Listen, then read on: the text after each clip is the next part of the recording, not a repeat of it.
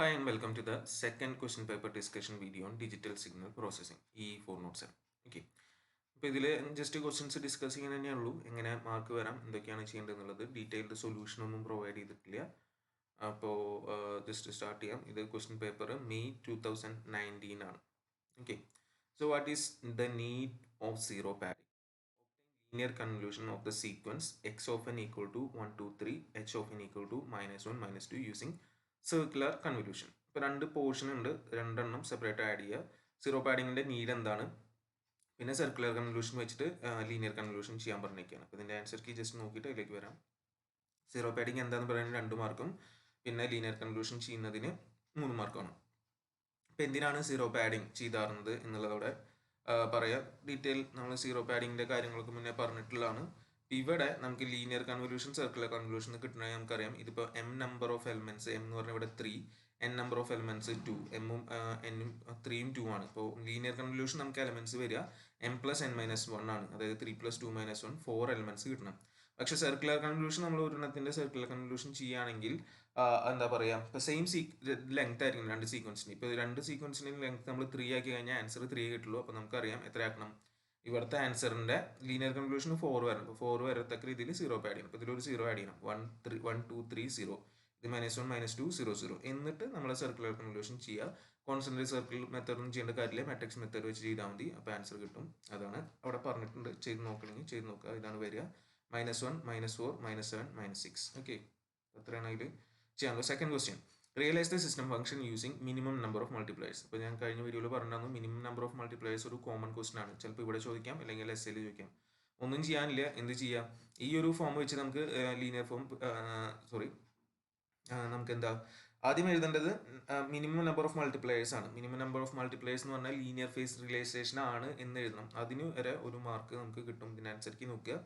Linear phase realisation അതിനൊരു മാർക്കാണ്. പിന്നെ ഇക്വേഷൻ 2 മാർക്കാണ്, അതായത് എച്ച് ഓഫ് സെറ്റ് എക്സ്പാൻഡ് ചെയ്ത് എഴുതുന്നത്. റിയലൈസേഷൻ സ്ട്രക്ചറിനാണ് 2 മാർക്ക്. അപ്പോൾ അതെല്ലാം ഫുള്ള് നമുക്ക് അവിടെ കിട്ടാവുന്നതാണ്. അപ്പോൾ ആദ്യം എഴുതുക, FIR filter can be realised with minimum number of multipliers using linear phase realisation. ഇനി എന്നിട്ട് h of z equal to expand ചെയ്യുക. ഇതുകൊണ്ട് ഇതിനെ മൾട്ടിപ്ലൈ ചെയ്യുക. ആദ്യം constant Z-1 term, Z-2 term, up to Z-4 term എഴുതുക. എന്നിട്ട് ജസ്റ്റ് y ഓഫ് എന്നിലേക്ക് എഴുതണമെങ്കിൽ എഴുതി വയ്ക്കുക, കമ്പൈൻ ചെയ്ത് വയ്ക്കുക. പിന്നെ നമുക്ക് ബാക്കി വരയ്ക്കാൻ അറിയുന്നതാണ്, സിമ്പിളായിട്ട് ഡയറക്റ്റ് ആയിട്ട് വരയ്ക്കാൻ. പിന്നെ ജസ്റ്റ് അത് ഇംപ്ലിമെന്റ് ചെയ്യുക. ഫസ്റ്റ് ലാസ്റ്റ് കമ്പൈൻ ചെയ്യുക, സെക്കൻഡ് ലാസ്റ്റ് കമ്പൈൻ ചെയ്യുക.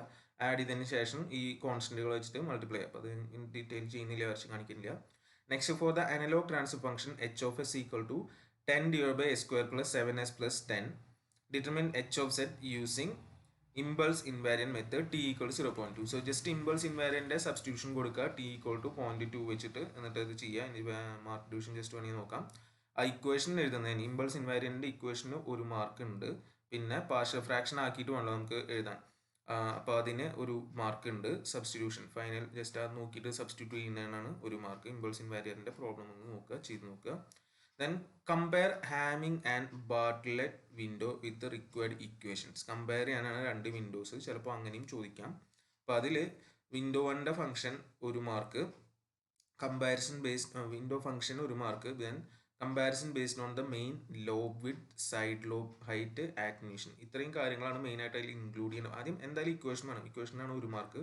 പിന്നെ കമ്പാരിസൺ വരുമ്പോൾ മെയിൻ ലോബ് വിഡ്ത്തും സൈഡ് ലോബ് ഹൈറ്റും ആറ്റന്യൂഷനൊക്കെ വേണം. പറ്റുകയാണെങ്കിൽ അതിൻ്റെ ഡയഗ്രാംസും കൂടി വരച്ച് കഴിഞ്ഞാൽ കംപ്ലീറ്റ് മാർക്ക് അവിടെ കിട്ടും. Next question, express the fraction 7/8 and -7/8 in sin magnitude 1's complement and 2's complement form. Just ആദ്യം നമ്മൾ എന്ത് ചെയ്യുക, അപ്പോൾ അതിൻ്റെ മാർക്ക് ഡിവിഷൻ ജസ്റ്റ് വേണമെങ്കിൽ നോക്കാം.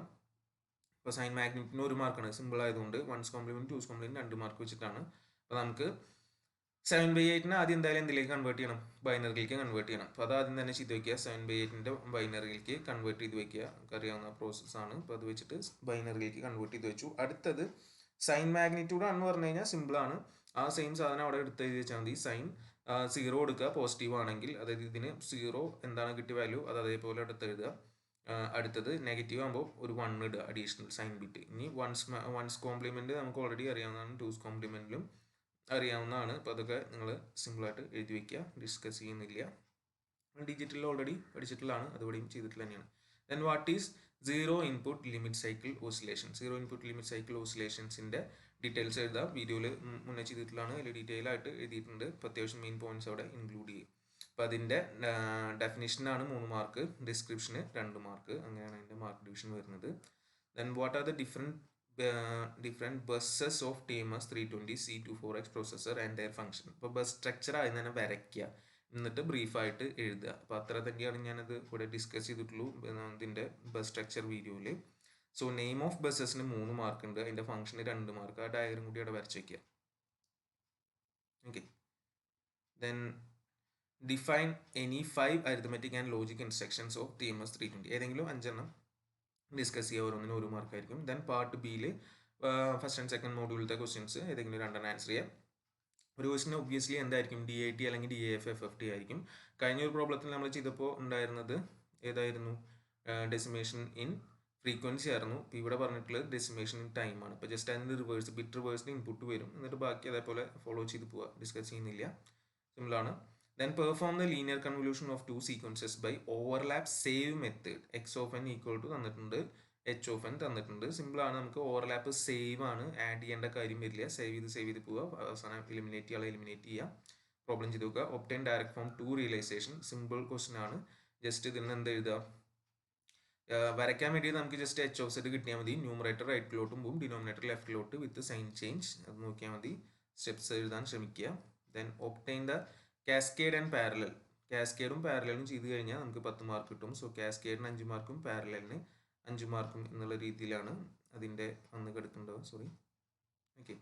അപ്പോൾ കാസ്കേഡ് ചെയ്യാൻ വേണ്ടിയിട്ട് പ്രത്യേകിച്ച് അഡീഷണൽ ആയിട്ട് ഇവിടെ ഒന്നും ചെയ്യേണ്ട കാര്യമില്ല. എന്ത് ചെയ്താൽ മതി, ഈ 1 + 1/4 z-1/1 + 1/2 z-1 നമ്മുടെ H1 z ആയിട്ട് എടുക്കുക. പിന്നെ 1/1 + ഇതെന്ന് പറയുന്നത് നമ്മുടെ H2 z ആയിട്ട് എടുക്കുക. അപ്പോൾ രണ്ടിനും ജസ്റ്റ് ഡയറക്റ്റ് ഫ്രം 2 റിയലൈസ് ചെയ്യുക, എന്താ കാസ്കേഡ് ആയിട്ട് കണക്ട് ചെയ്താൽ മതി. പാരലൽ ആക്കുമ്പോൾ നമുക്ക് എന്ത് ചെയ്യേണ്ടി വരും, പാർഷ്യൽ ഫ്രാക്ഷൻ ഫോമിലേക്ക് എത്തിക്കേണ്ടി വരും.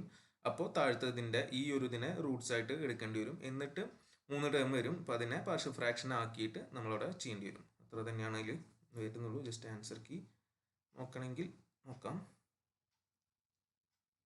ഓക്കെ. അപ്പോൾ പാരലൽ റിയലൈസേഷൻ വിത്ത് സ്ട്രക്ചർ, ബ്ലോക്ക് ഡയഗ്രാം അല്ലെങ്കിൽ സിഗ്നൽ ഫ്ലോ ഗ്രാഫ് നോക്കണ്ട. അപ്പോൾ അത്ര തന്നെയാണുള്ളൂ. അപ്പോൾ അടുത്ത ക്വസ്റ്റ്യൻ, അടുത്ത പാർട്ടിലേക്ക് വരാം നമുക്ക്. Part C.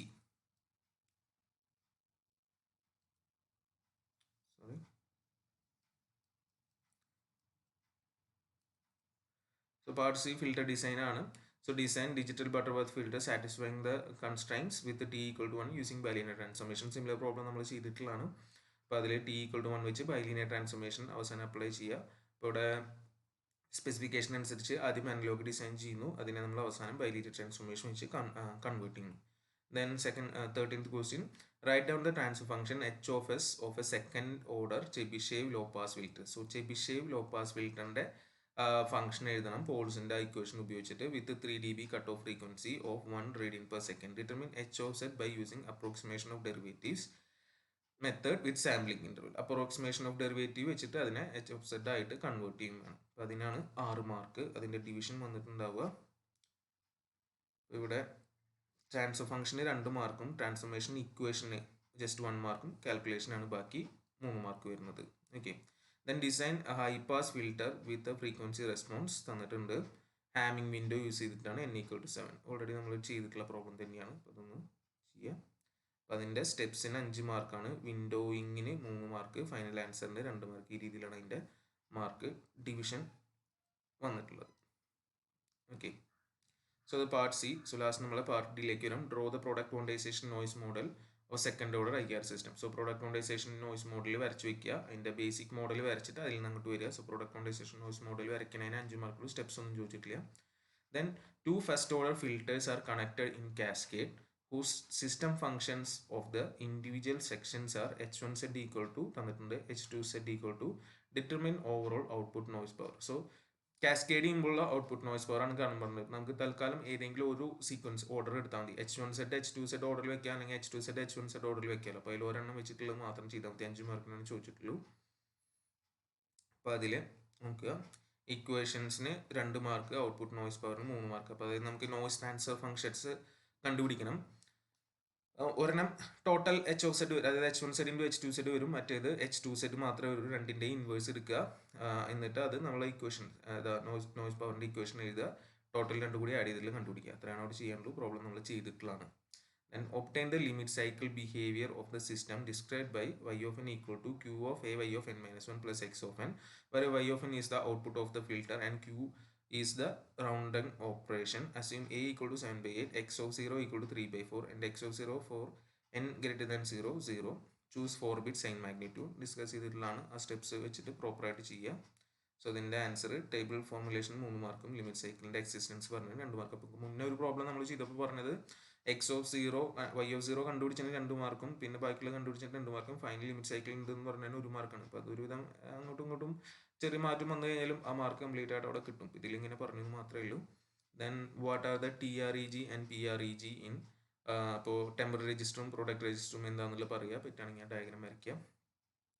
സോ രണ്ടിൻ്റെയും എക്സ്പ്ലനേഷൻ ആണ് mark. Then final draw describe the functional block diagram. Functional block diagram കഴിഞ്ഞാലത്തെ അതേ എസ്ഐ ക്വസ്റ്റ്യൻ തന്നെയാണ്, പക്ഷേ ഇവിടെ ഒരു വ്യത്യാസം ഉണ്ട്. ഇതിന് 7 മാർക്ക് ഒരു പറയുന്നുണ്ട്, ഫംഗ്ഷണൽ ഡയഗ്രത്തിന് എക്സ്പ്ലനേഷൻ 3 മാർക്കുള്ളൂ. അപ്പോൾ മിനിമം 6 മാർക്കെങ്കിലും ഡയഗ്രത്തിന് കിട്ടും. അപ്പോൾ അത് കറക്റ്റായിട്ട് പഠിക്കും.